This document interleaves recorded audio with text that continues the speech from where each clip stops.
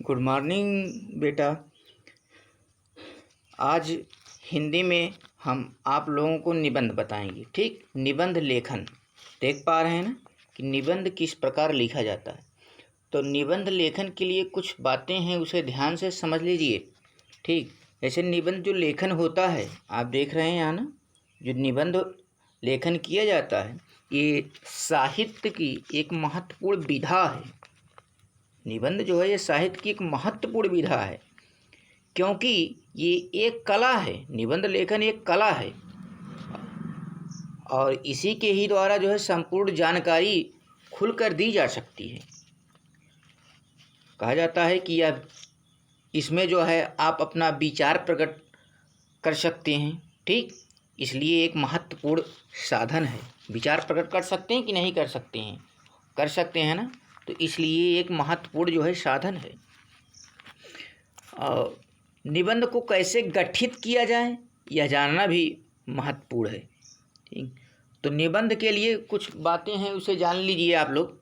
जैसे निबंध में निबंध जो होता है शुरुआत में अत्यंत प्रभावशाली होना चाहिए।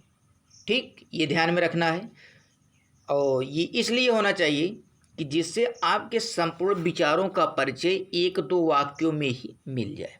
तो शुरुआत वाला आपको जो है ध्यान देना है। प्रारंभ में हम किसी कवि की पंक्तियों से भी कर सकते हैं। ठीक, निबंध के मध्य भाग में विषय विस्तार से समझाया जाता है। ठीक, लाभ हानियों या अच्छाई बुराई का संपूर्ण वर्णन व उपसंहार ऐसा हो जो कि पाठक के हृदय पर आपके विचारों की गहरी छाप छोड़ सके। ये ध्यान में रखना है। निबंध के संबंध में जो बता रहे हैं कुछ स्मरणीय बिंदु हैं, उसे याद रखें। 5 बिंदु हैं। जैसे निबंध की भाषा शक्तिशाली एवं प्रभावशाली होनी चाहिए। ठीक, ये ध्यान में रखना पहली बात है, स्मरणीय बिंदु है कि निबंध की भाषा शक्तिशाली एवं प्रभावशाली हो। दूसरा है धीरे धीरे विषय विस्तार किया जाए। तीसरा है स्मरणीय बिंदु शब्द सटीक और वाक्य संक्षिप्त हो। अगला है उदाहरणों का सहारा लिया जा सकता है। फिर है इसके बाद 5वां दोहे, कविता, उक्तियां आदि निबंध को अधिक प्रामाणिक व शक्तिशाली बनाती है। इस तरह ये इतने जो है निबंध लेखन में ये बात 5 जो स्मरणीय बिंदु बताए, इसे आप लोग ध्यान में रखिए। तो आइए एक निबंध पे भी हम चर्चा कर लेते हैं। जैसे आप यहाँ देख रहे हैं ना, ये पुस्तकों का महत्व,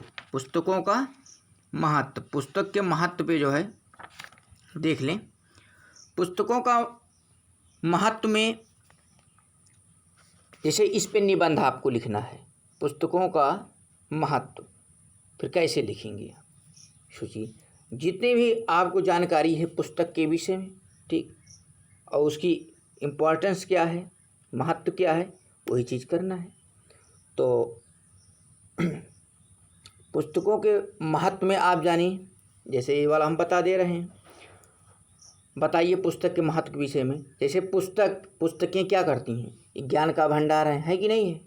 पुस्तकें ज्ञान का भंडार है और पुस्तकें हमारी मित्र भी हैं। ठीक है कि नहीं है?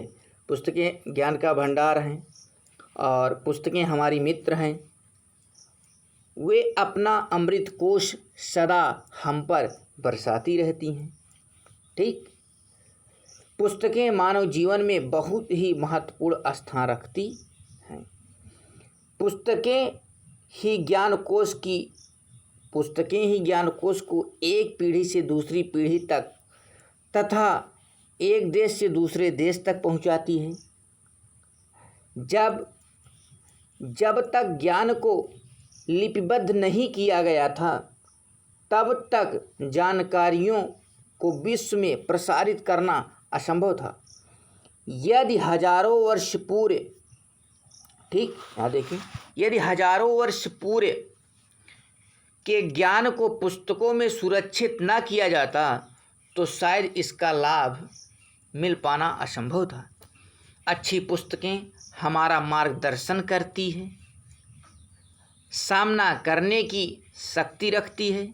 परतंत्रता के दिनों में पुस्तकों द्वारा पूरे देश में एकता का भाव उपजा। एक कवि थे मैथिली शरण गुप्त, कुछ कवि हैं ना, मैथिली शरण गुप्त, रामधारी सिंह दिनकर जैसे कवियों ने लोगों में वीरता का भाव भरा।